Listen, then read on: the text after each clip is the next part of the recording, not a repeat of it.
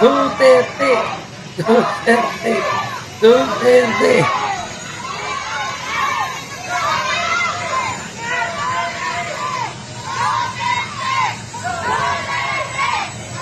Alright, magandang araw mga kababayan.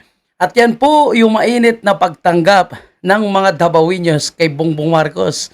Nakakahiya po, no? Na hindi BBM ang mainit na pag-welcome sa'yo, kundi pangalan, apelyido ng pamilyang sinisira mo at pinakulong mo pa yung kanilang padre de pamilya. Tandaan ni Bongbong Marcos, padre de pamilya o tatay ng Davao, si Tatay Digong. Kaya talagang ang galit ng mga tao, yan po yung mainit na pag-welcome sa kanya. At actually, no, hindi lang po yan sana yung mainit na pagtanggap sa kanya kung hindi lang po sila hinaharangan ng pulis at kung hindi lang sana isinara ang kalsada dahil marami po ang gusto sanang lumapit kay Bongbong Marcos para iparamdam ang kanilang galit dahil sa ginawa niya kay Tatay Digong. O kaya nga sinara nila, tingnan mo, hindi siya lumalapit sa mga taga Davao, takot. Anyway, mga kababayan po natin, ito puntahan natin ito. Si Sandro Marcos, na sabi niya, nagmamayabang, wala daw po siyang tinatago at handa daw po siyang humarap sa ICI, sa live stream, o sa anumang klaseng investigation. Eh bakit po? Mukhang nabakla. Yo di punggol, ged. Itong si Sandro Marcos at nakikiusap na magkaroon ng executive session. Huwag daw i-live stream yung question and answer sa kanila ng ICI. Iputya, mga kababayan, alam naman po natin na ito po ay drama lang, propaganda lang, pagkukunwari lang. Sino ba yung nag-hire dyan sa mga taga-ICI? Di ba yung tatay niya? Alam nga naman ilaglag nila yung paboritong anak ni Bongbong. Di ba? Yung batang magnanakaw sa pamilya Marcos. Kung totoo, yung mga allocable, yung mga insertion at mga ghost project na hanggang ngayon is under investigation. Pero sa ngayon, sigurado wala tayong maasahan na may ilalabas na katotohanan kasi sigurado pagtatakpan po nila. At mga kababayan po natin, papanoorin natin kung paano sila nakiusap sa ICI kunwari na magkaroon ng executive session. At siguro tatalakayin po natin itong pag-resign din po ni Babe Singson at ang sinasabing siya po ay nag-resign dahil hindi niya na po kayang maging tagapaglinis ng palasyo. Grabe po. Malalim po yung kahulugan ng naglilinis sa palasyo. At yan po yung ating pag-uusapan mamaya. Isama natin yan mga kababayan at unahin natin itong live stream kuno. Pero ang matapang akala ko ba walang tinatago? Nagyabang-yabang pa, siya pa daw yung pumunta. Okay, panoorin natin to. Earlier to formally request for an executive session because our client here has already submitted himself voluntarily. He would like to share as much information as he can, as candidly as possible. And more importantly, there may be critical information that... Parang nangingitim po yung mata ni Sandro. Pakita natin ha. Mukhang confirm ito sinasabi ni Amy. Tignan niyo po yung mata niya. Nako.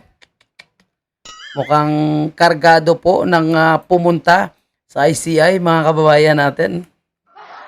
Mukhang nakakarga po si Bongbong, si Sandro, mga kababayan natin, ang pumunta sa ICI. Yung mata niya namamaga pa, mukhang nangingitim pa. Nako, bahala na kayo dyan mag-isip kung ano ang kanyang kinarga. that may be elicited from his testimony which may jeopardize or compromise further investigation of this commission. So for that reason, we again request that for an executive session for Congressman Marcos.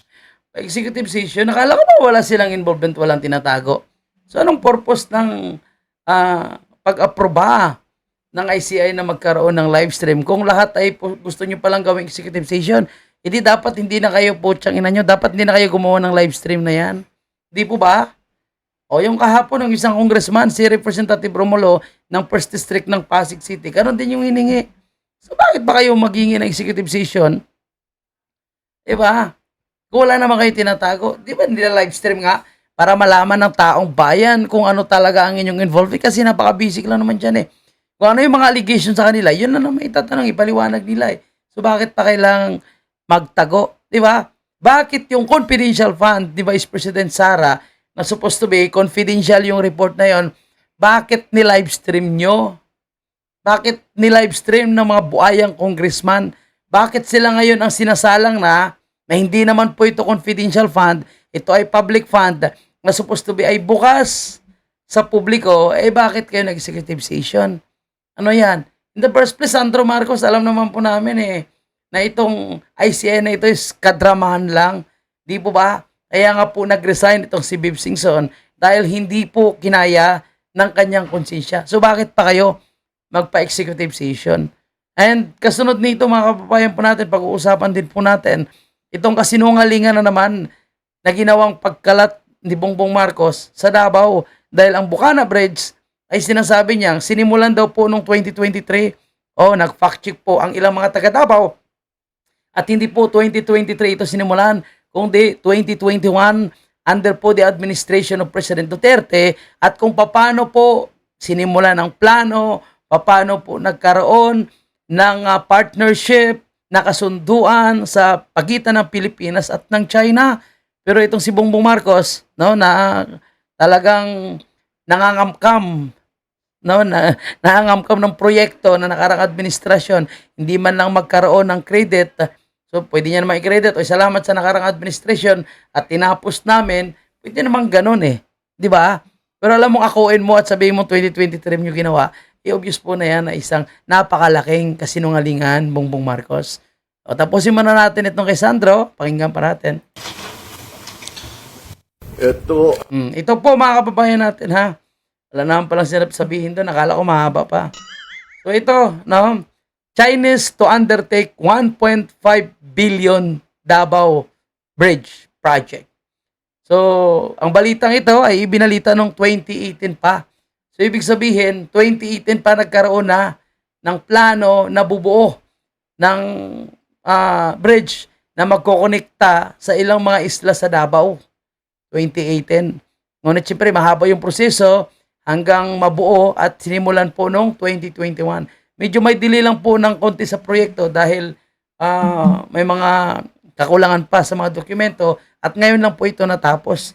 Pero pakinggan nyo ang sinasabi ni Bongbong Marcos, mga kabayan.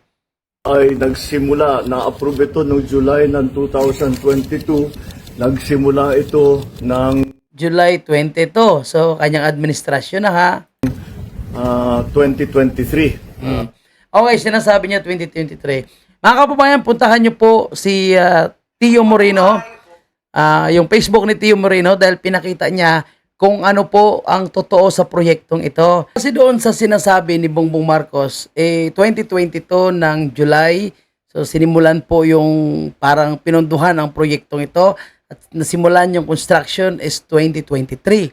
Pero ayon po sa mga lumalabas na balita or sa online, kapag search mo po, 2021 po sinimulan ng proyektong ito. At 2020 pa lang ay nagkaroon na ng pirmahan sa pagitan ng gobyerno ng Pilipinas at sa counterpart natin na gobyerno ng China. So 2021 ay sinimulan ng proyekto, so hindi nga agad natapos at natapos lang ngayon sa administrasyon ni Bongbong Marcos. Pero ang gumawa ng plano, ang gumawa po ng paraan para mabuo ang proyektong ito ay ang nakaraang administrasyon. In short, mga kababayan, is another pangangamkam ng proyekto na naman ito. Credit grabbing na naman ang ginawa ni Bongbong Marcos. Walang kahirap-hirap dahil wala po siyang ginawa ng mga major infrastructure project sa kanyang administrasyon. O ito, mga kababayan, nangangamkam na lang. Kagaya rin po yung ginawa niya sa LRT1 extension going to Parañaque. O kinamkam niya rin yun. Ang ginawa po nila doon sa bridge na pinagawa po sa Misamis Occidental, yon kinamkam niya rin yon at sinasabing sa kanya lang yon. So yan po yung kanyang major infrastructure project, yung mga pinagkakamkam ni Bongbong Marcos. Anyway, lahat na impormasyon ay makikita naman natin online. Of course, may mga balita, may mga news report na kung kailan ito nasimulan at kung kaninong administrasyon. So makikita nyo po dyan. Actually, wala namang problema kung kailan ito nasimulan. Importante natapos ang proyekto.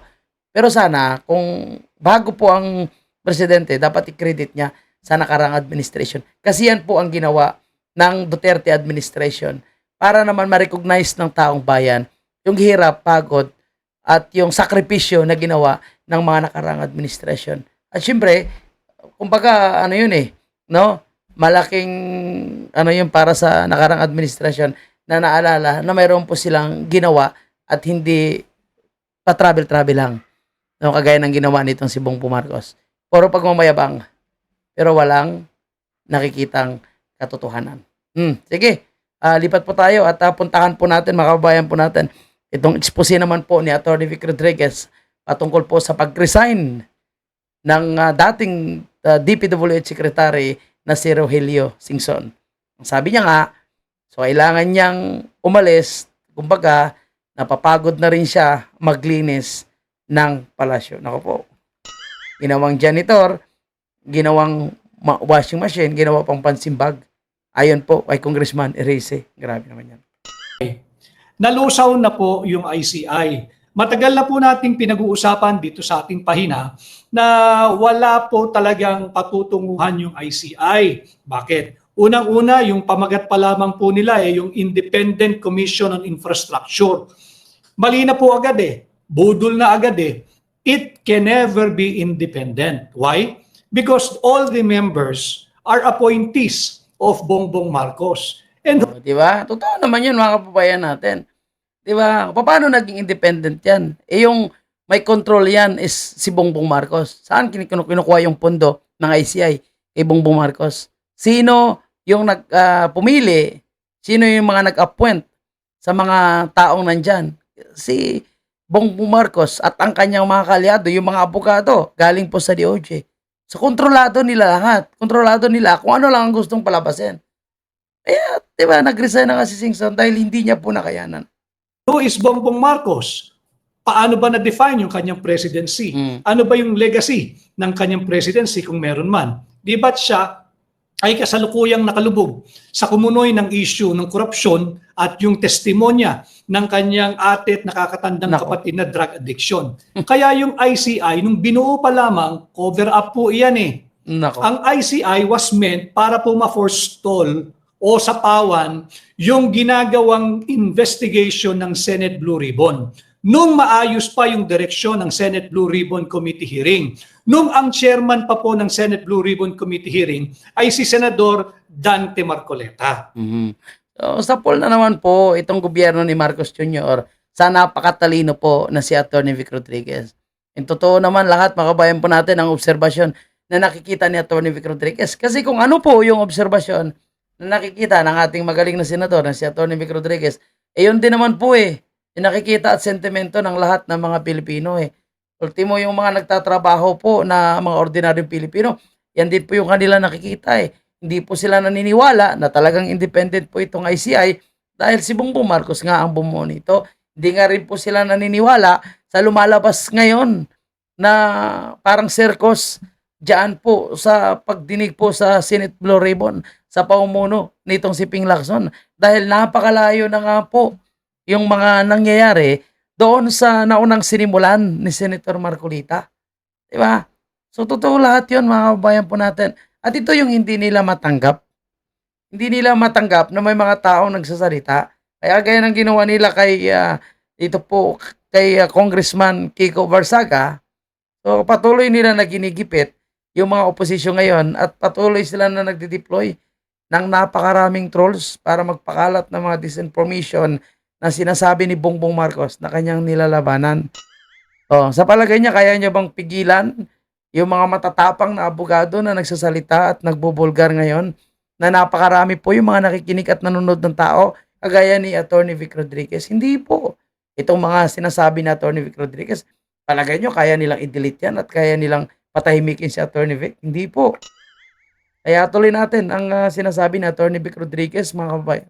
Dahil po hindi nila makontrol ang direksyon ng Senate Blue Ribbon Committee hearing sa pamumuno po ni Senador Dante Marcoleta, kinakailangan paspasan, bumuo po ng ICI, yung Independent Commission on Infrastructure. Budol nga po ito, matagal na nating sinasabi. And in many interviews ng mainstream, na kung saan tayo po ay na-interview nila, sinabi ko na, I have little or no reliance on the credibility, more so the outcome of ICI. Bakit? Unang-una, wala pong basihan ang pagtatag ng ICI. Bakit? Wala naman huyang power na mag-prosecute. If at all, the most that the ICI can do is to render a fact-finding investigation. Pero yung fact-finding investigation niya, wala po silang power o kapangyarihang magsubpina. Whether magsubpina ng testigo o tetestigo o magsubpina ng dokumento. Higit pa, pag wala kang power o kapangyarihang magsubpina ng dokumento o ng tao, wala ka ring power mag-cite in contempt. So wala po iyan, mahinang klaseng nilalang po iyan. Yan po yung kinasabi nating lowest mammal in the hierarchy. Bakit? Ang layunin po niyan ay lagyan lamang ng hadlang yung sanang tama't smooth direction ng investigation ng Senate Blue Ribbon Committee hearing. Again, nung naunang chairman ng Senate Blue Ribbon nitong 28th Congress na si Senador Dante Marcoleta. Kaya po nila pinaspas yan. Bakit po ang ating pamagat ngayon ay nalusaw na ICI? Unang-una, sabi ko nga sa inyo, yung pagtatag pa lamang po niyan, budol na. Ang layunin niyan, maglonder din ng ebidensya. Ang layunin niyan, maglonder din ng mga idedemanda. Saan kayo nakakita? Ang naaresto, at ito'y nalalaman kong personal, demoralize po ang mga kawani ng DPWH. Bakit? Linoloko po ng gobyernong administrasyong ito ang mga empleyado ng DPWH. Marami pong kurakot at corrupt sa DPWH. Marami. Henry Alcantara, si Yusek Robert Bernardo, yung Bryce Hernandez, napakarami po nila eh. Yung Cathy Cabral nga, hindi na natin nakikita eh. Yung Manny Bunuan nga, wala na rin eh. So talagang maraming napakakurap at kurakot dyan. Pero hindi lahat. Marami din pong matitino dyan. Ano po ang ginawa ng administrasyon ni Bongbong Marcos? Ang kinulong po, ang kinasuhan, renege yung bahay, sinerva ng warrant, sinerva ng search warrant, ikinulong, kinasuhan yung mga maliliit na empleyado. Mga kababayan po natin. And totoo po, no? Ay kahit saan ang mga palengke, maririnig po natin, bakit sapsap lang? Bakit dilis lang ang kanilang pinaaresto at pinakulong? Nasaan po yung sinasabi nilang malalaking isda na kanilang ipapakulong? Malapit na daw po yung big fish, malapit na daw po yung hulihin. O ngayon, may mga pinangalanan po sila. Bong Revilla, no? Si Mayor Binay, Chase Escudero, Jingo Estrada, Joel Villanueva. So, kasama po yan sa mga gusto nilang nire-recommenda sa ombudsman na mga papakasuhan. At may mga ilang kontraktor, I think 8 atang kontraktor. Kasama na si Saldico, yung kanilang pinapakasuhan. Pero bakit hanggang ngayon, hindi pa rin lumalabas o lumulutang ang pangalan nitong si Martin Romualdez na siya po ang tinuturong nag-ooperate nitong napakalaking pagnanakaw sa kaban ng bayan. Noon pa man sinabi na po yan ni Vice President Sara na 2 lang po ang may control sa pera ng taong bayan at walang iba kundi itong si Martin Romualdez at si Saldico. Diba? Patawa-tawa pa nga po sila at sinasabi nilang, hindi totoo yan, desperado lang po yung mga Duterte na talagang sirain po si Bongbong Marcos. O tingnan nyo ngayon, yung mga dating nagsasabi niyan na mga dilawan, pinklawan, sila po ngayon kasama sa mga nagrarally dahil sa corruption advocates daw. Diba? So tingnan nyo, kasi nalaman din nila na totoo yung sinasabi ng mga Duterte, lalong-lalo sa anomalya ng korupsyon nitong si Bongbong Marcos at si Martin Romualdez. Diba, hindi nga po banggit-banggit ang pangalan. The name cannot mention, sabi po nitong si Senator Escudero, nakasama po sa pinapakasuhan ngayon. Imagine nyo po yung may hawak ng budget dyan sa mga maanomalyang flood control, yung may mga allocable project ay nasa Kongreso. Pero magtaka ka, inuuna po nila yung mga senador. no? Si Sandro Marcos, napakalaki po yung kanyang iskandalo na kinabibilangan. Martin Romualdez, pero bakit hindi nagagalaw? Kaya yan po yung ating susunod na pag-uusapan kung bakit nga nag-resign pa itong ICI commissioner na si Bib Singson, dahil yun nga, ginagawa lang po siya na tagapaglinis ng Malacanang. Grabe, no? Tagapaglinis. So, ibig sabihin, sobrang dumi na talaga ni Bongbong Marcos. Kailangan na kuskusin ng metal scrub, no? Itong kanilang dumi, ang kanilang kalat sa palasyo. Kasi hindi kinaya ni Bib Singson eh. Umalis si Bib Singson, hindi niya kinaya paglilinis eh. Sabi ko lang sinasabi dito ni Paras, mga kababayan po natin, ni Jacinto Jing Paras, dating congressman. Sabi niya nito, paubos na ang oras mo. Mas mabuti pang ituro mo na si Marcos bilang mastermind at i-collaborate mo na si Saldico. Kasi kung ikaw lang ilalaglag, makakalaya ang mastermind. So, ito po yung sinasabi ni Jing Paras kay Tambaloslos. So, ikanta na daw po ni Tambaloslos itong kanyang pinsan na si Bongbong Marcos. Kasi po, baka nga naman kasi na makakalaya pang mastermind, baka siya lang ang posibleng kukulong. Hindi posibleng mangyari yan. Kasi kung gusto ni Marcos Jr. na lilinisin ang kanyang pangalan at sabihin na ito na, ipapakulong ko ng big fish. Martin Romualdez po ang pinaka-big fish na malapit sa kanya eh. So kung gusto niya maglinis talaga, pwede nilang pag-usapan, ikukulong muna kita pansamantala o panghabang buhay para ako ay hindi makulong. Para ang tao hindi ma-pressure, hindi ako pressurein at hindi ako paalisin. Kaya sinasabi ni Jing Paras, dapat ituro na daw niya si Bongbong Marcos bilang mastermind. Si Saldico, matagal na po nagsasalita, pero yun nga po, no? Pinapalabas pa rin nila na sinungaling at sinasabi nila na ito daw po ay. Pero wala na. Nasabi na ni Saldico ang dapat niyang sabihin at marami pa itong sasabihin. Lalong-lalo na po kung paano nila pinadala si President Duterte sa dahig. So yun po yung ating inaantay na susunod na pasasabugin nitong si Saldico. Okay, magpapatuloy pa tayo. Panoorin niyo po. From the ICI, no? What did you think? What did you make of Yes. it? Tingin ko, patay na yung dead na. It's already dead. ICI is dead. ICI is dead. Paano yan, Bongbong Marcos? Wala ka nang gagamiting pang cover up. If ICI is already dead ball. Alam mo, nagpapalitan kami ng text messages. Former Secretary Dave Singson. Nararamdaman ko na talagang disappointed na siya. Para bang sinasabi niya, why would he risk his family and their privacy to be parang taga-linis ng palasyo. Grabe no, tagalinis ng palasyo, janitor. Tapos hindi niya nakayanan, nag-resign. Malupit, no? Matindi na yung libag ng corruption talaga ni Bongbong Marcos. Libag pa, no? Parang ang nangyayari, sila yung tagahanap kung sino yung nagnakaw sa gobyerno. Pagkatapos, kulang sa suporta. At doon, matagal na sinasabi sa akin ni Sec Graves na kailangan talaga ng congressional mandate ng commission para madagdagan sila ng kapangyarihan. At least, meron silang immunity para balikan sila ng mga makapangyarihang pinakasuhan nila. At least may protection sila in the future. Pero hindi ganoon na nangyayari at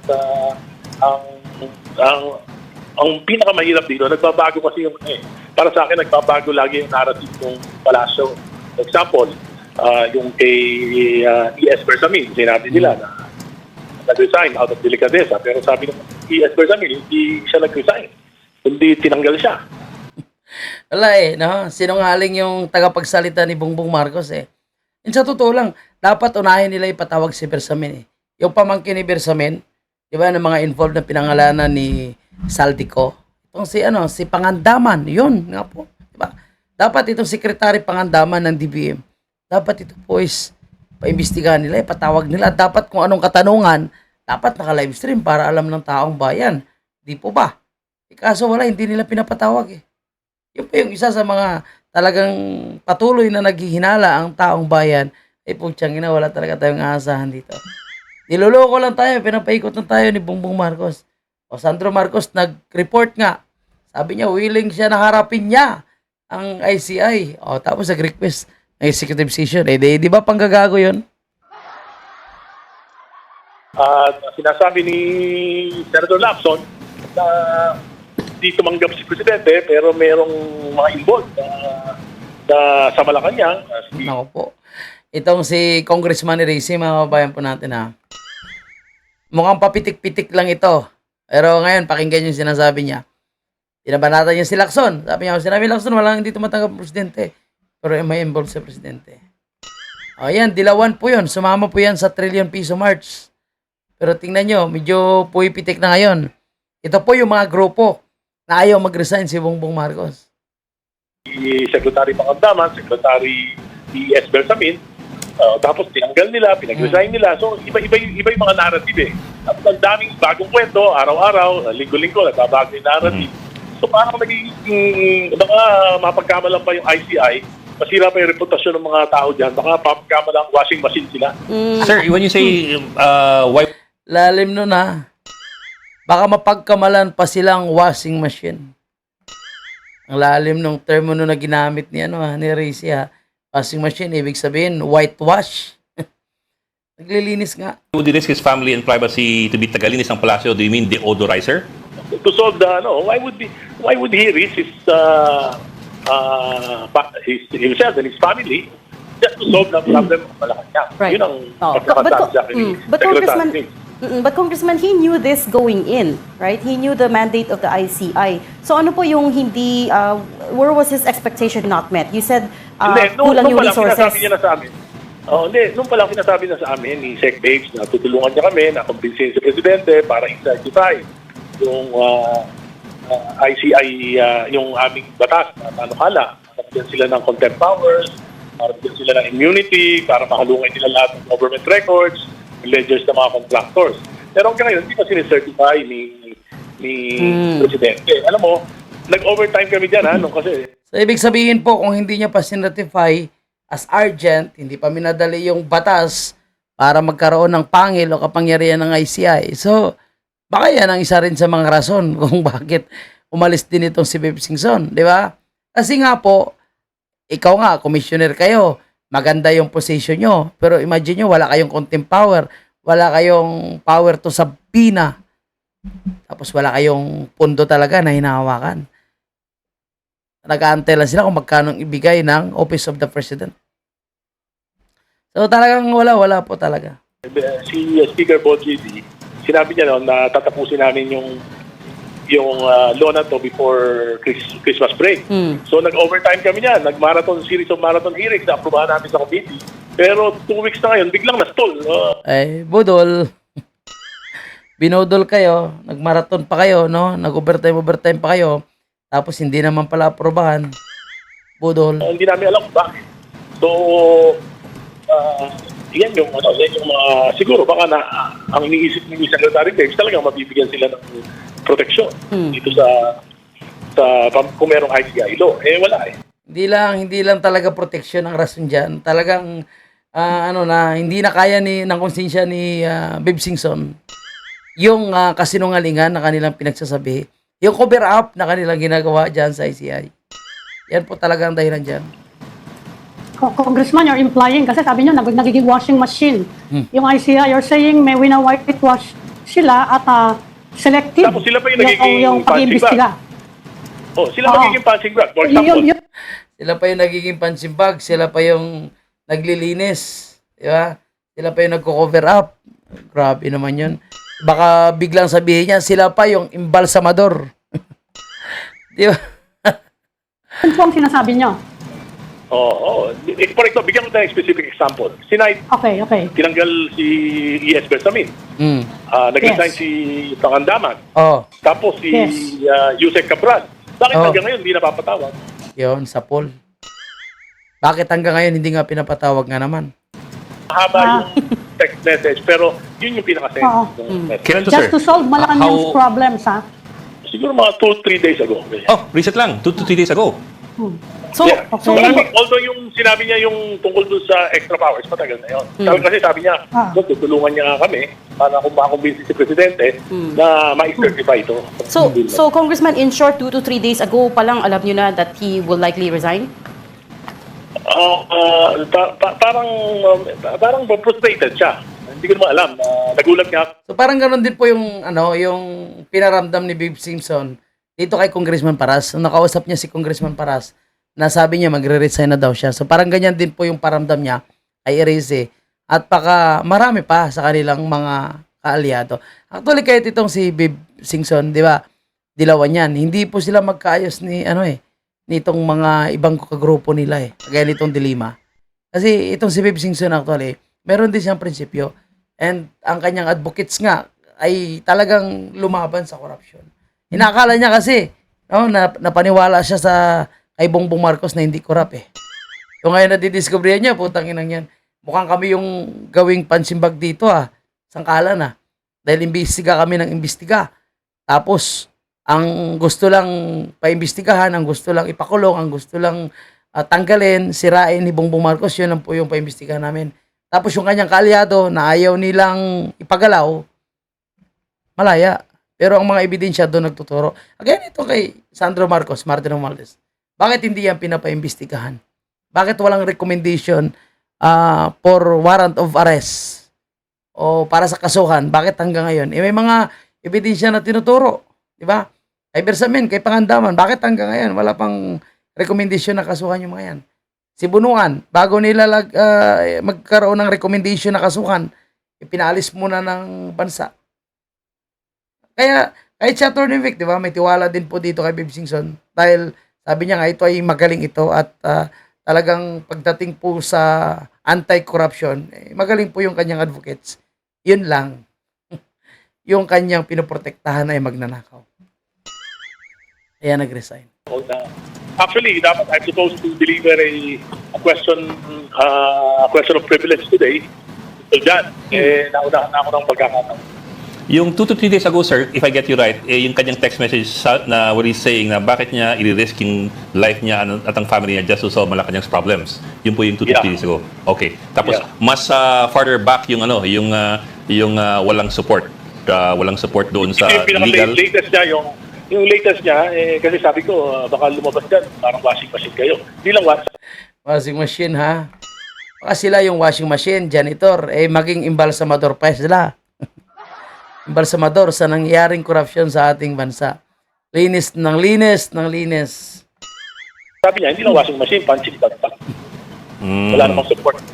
Punching bag na wala pang support. Sa kanya po nanggaling yung salitang punching bag. Well, Sa kanya po nanggaling kanya. yun. Yung washing machine sa akin yun. So, sir, hindi ka niniwala. It's because of Because he was just too stressed Oo, and napaka-intense it's daw not ng just trabaho. his age daw? Punching bag nga siya. Hindi, kasi nga, biro mo, nasa Punching limelight bag sila. siya. Limelight sila. Pagkatapos, yung mga lawyers nila, yung mga personnel nila, hindi naman sila nag-appoint doon, mga DOJ, mga DOJ. Di ba? Yung mga lawyers nila, okay, yung mga abogado nila, hindi naman sila nag-appoint. At wala nga silang power to contempt. No? At limitado po ang kanilang kapangyarihan. So, ayun nga, tama lang na mag-resign siya. Kasi kung gusto niya talaga, hindi madamay sa nangyari, so ito yung tama lang ang ginawa niya. Pero kung gusto niya madamay, gusto niya talagang mahalin, yakapin ang pagnanakaw ng nakaupo sa gobyerno, wag siya mag-resign. Kaya ang sinasabi ni Atty. Vic Rodriguez na dapat lahat ng mga matitino na mga Pilipino, particularly po yung mga abogado na nandyan sa ICI, kung sila po ay may prinsipyo, may paninindigan, dapat mag-resign na sila din. Bakit?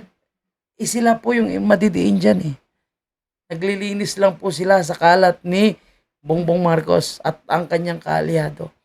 Tingnan mo kung sino po yung mga dinidiin. Yun nga, tama, no? Siya yung nagsimula sa investigation sa korupsyon. Kasi wala namang ibang mag-imbestiga kung tutuusin Sila po dahil sila yung nasa gobyerno. Pero sino ba yung naunang nagbulgar? Taong bayan. Hakbang ng maisog, yung kalangitan, yung natural calamity. Ito po yung nagsabi sa taong bayan, totoo ang inyong paniwala na talagang talamak ang korupsyon at wala po silang ginagawang proyekto, wala po silang pinapagawang flood control. Kaya lalong binaha po yung Pilipinas. Luzon, Visayas at Mindanao.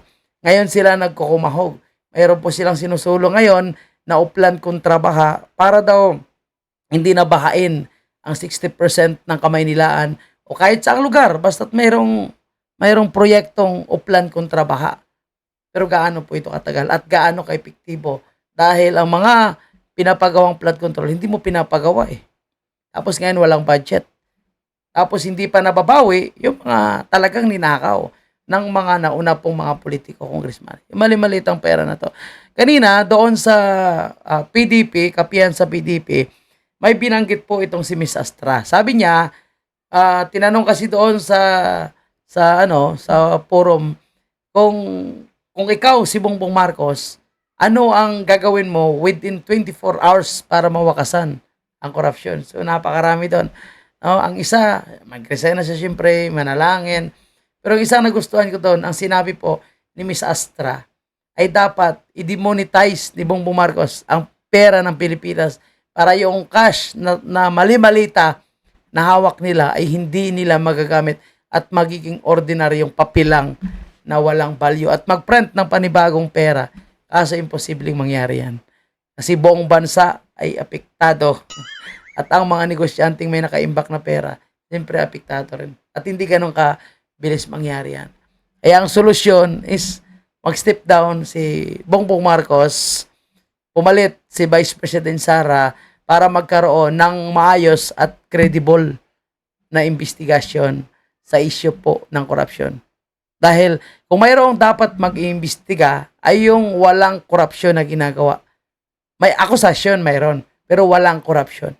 Dahil ang akusasyon ay ginawa nila yon para sa propaganda against po sa ating Vice Presidente. Pero sa katotohanan, wala po siyang ginawa na korupsyon. And kahit si Tatay Digong po. Kaya ganyan katakot yung mga korap, ganyan katakot ang mga magnanakaw sa gobyerno sa mga Duterte dahil maisa-isa na naman silang ma-eliminate. At yung mga nagpuprotekta sa mga durugista, oy Laila de Lima, shout out po sa'yo. Malapit ka nang babalik sa kulungan. Okay. Puntahan natin itong sinasabi po ni Bongbong Marcos. Yon. Pero nakita nyo po kung paano siya sinalubong sa Davao ha. Imbis na BBM ang sigaw, Duterte.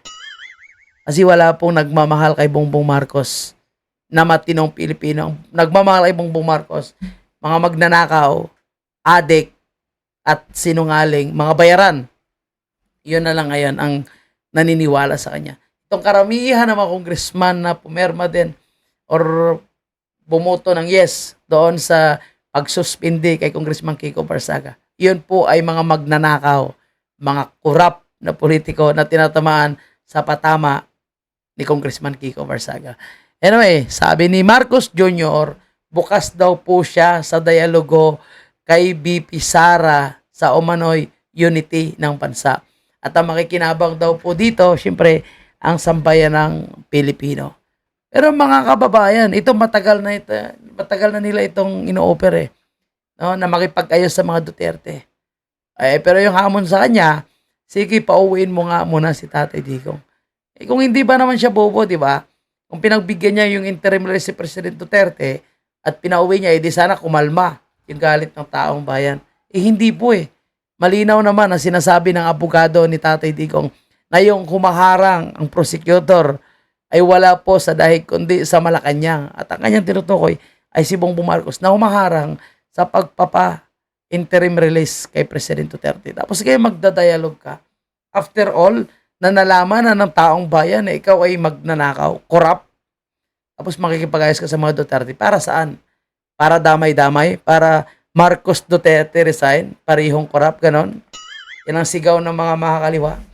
Dahil alam nila na kapag bumalik si BP Sara, mauubos sila, may eliminate, malalaman ang kanilang ginagawang pagre-recruit sa mga kabataan. Alam mo, 100% yung mga Duterte supporters ay hindi po papayag na makipag-dialogo dito si BP Sara. Pag-dialogo. Ang dami nilang ginawang panlulukat, paninira sa mga Duterte. Yung kanyang tagapagsalita, araw-araw, binabanatan si Vice President Sara at kung ano-ano na lang kasinungalingan. Hirap na nga po siya depensahan si Bongbong Marcos. So puro na lang kasinungalingan ang kanyang pinagsasabi. Tapos makikipag-ayos, makikipag-dialogue for the unity. Utot mo. Bongbong Marcos. So, yan po. At bago